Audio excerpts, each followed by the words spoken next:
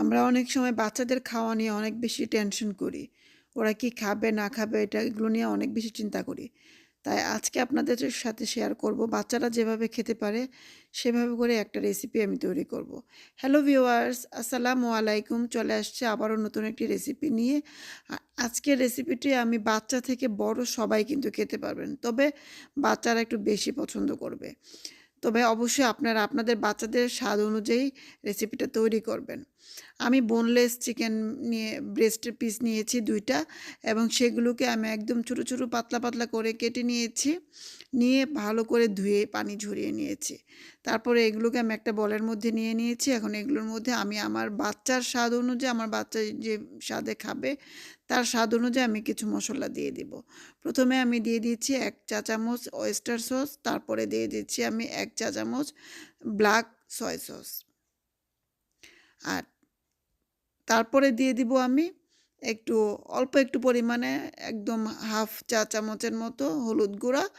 আর আমি দিব ১ চা চামচ পাপরিকা চাট পাউডার, যেটা আপনারা চাইলে এটা লাল মরিচের গুঁড়াও দিতে পারেন, কিন্তু আমি পাপরিকা চাটই দিয়েছি। তারপরে দিয়ে দিচ্ছি ১ চা চামচ জিরার গুঁড়া, আর ১ চা চামচ আদা বাটা, ১ চা চামচ রসুন বাটা। সব কিছুই দিব, কিন্তু একটু একটু করে, পরিমাণে বেশি দেওয়া যাবে না, অল্প করে দিতে হবে। বেশি দিলে কিন্তু আবার অনেক বেশি স্পাইসি হয়ে যাবে, যেটা ভালো লাগবে না। তারপরে দিয়ে দিব আমি টক দই, আর টক দইটা আমি দিয়েছি ৩ চা চামচ। আর তারপরে আমি দিয়ে দিচ্ছি স্বাদ মতো লবণ। যেহেতু আমি সস দিয়েছি, লবণের পরিমাণটা আমি সেই আন্দাজ অনুযায়ী দিয়েছি। হাফ চা চামচ দিয়েছি। তারপরে দিয়ে দিচ্ছি হাফ চা চামচ চিনি। চিনিটা দিলে টেস্টটা কিন্তু এনহ্যান্স হয়, তাই চিনিটা কখনোই স্কিপ করবেন না। এখন আমি ভালো করে এই মশলাগুলির সাথে চিকেনের পিসগুলি ভালো করে মিশিয়ে দিচ্ছি।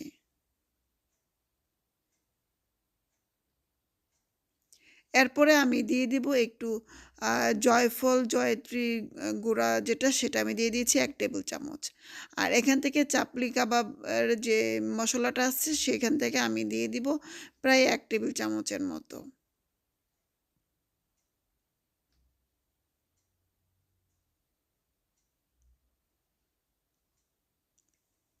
এখন আবারও আমি ভালো করে মিশিয়ে নেব। আর মশলাগুলো একবারে না দিয়ে একটু ধাপে ধাপে দিলে যেটা হয় কি, মশলাগুলো সবগুলি ভালোভাবে মিশে যায়। সেজন্য আমি ধাপে ধাপে দিচ্ছি, একবারেই কিছু দিচ্ছি না। একেকটা রেসিপি আসলে একেক রকম। কোনো রেসিপিতে সবগুলো মসলা একসাথে দিতে হয়, কোনো রেসিপিতে আলাদা আলাদা করে দিতে হয়। এটা আসলে ডিপেন্ড করে আপনি কোন রেসিপিটা তৈরি করছেন। এখন আমি প্রায় আধা ঘন্টা থেকে ৪০ মিনিট, মানে ৩০ মিনিট থেকে ৪০ মিনিটের জন্য এটা রেস্টে রেখে দিব, যাতে করে মশলাটা খুব ভালো করে ম্যারিনেট হয়ে যায়। ফিরে আসছি আমি প্রায় ৪০ মিনিট পরে। এখন আমি আরও কিছু উপকরণ এই চিকেনটার সাথে দিয়ে দেব। সেটা হচ্ছে কর্নফ্লাওয়ার। আর কর্নফ্লাওয়ারটা ম্যারিনেটের আগে কিন্তু দেওয়া যাবে না, তাহলে কিন্তু ভালো হবে না, ম্যারিনেশনটা ভালো হবে না। তো আমি দিয়ে দিয়েছি প্রায় ৩ টেবিল চামচের মতো কর্নফ্লাওয়ার। কর্নফ্লাওয়ারটা দিয়ে আমি ভালো করে চিকেনগুলির সাথে মাখিয়ে নেব।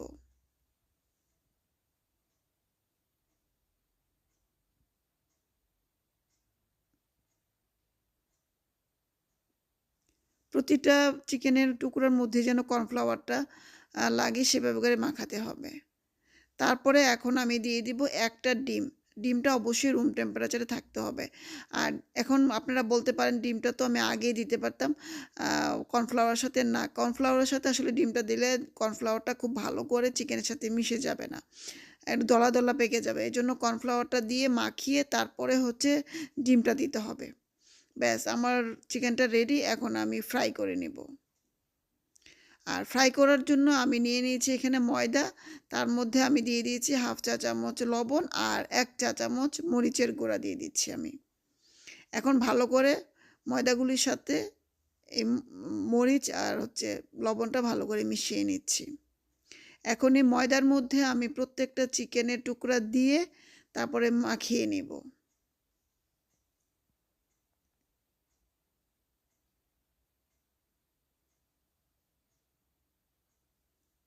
একটা একটা করে দিলে অনেক সময় লাগে, আপনারা চাইলে সবগুলো একসাথেও দিয়ে দিতে পারেন।